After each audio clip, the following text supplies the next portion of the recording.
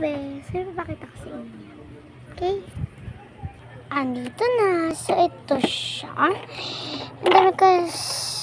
dami kasi mga classmate to gusto ng mga long cards. Then, if gusto nyo din, comment lang kayo dyan sa baba. Ayan. Ayan. Kasi para sa akin, ang onti na lang nito. Ayan. Unti na lang ata nito eh. Ayan. 3 box pala to. Kaya nilagay ko siya dito sa malaking box. Yan. Kung gusto nyo din. Tag-dos lang to be.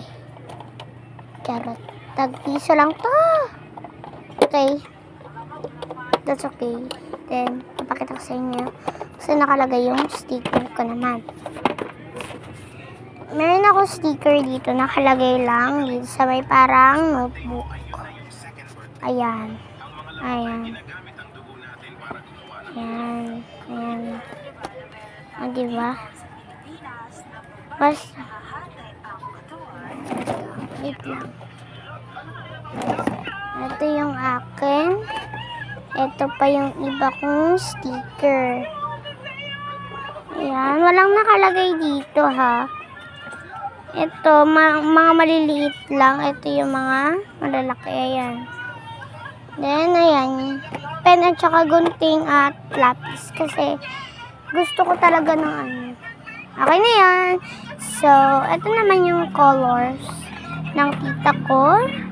And ito yung box. Ayan, box. Hindi ko alam kung ano naman yan. Andito naman, nag-iipon yung tita ko. Ayan. Lagay na natin.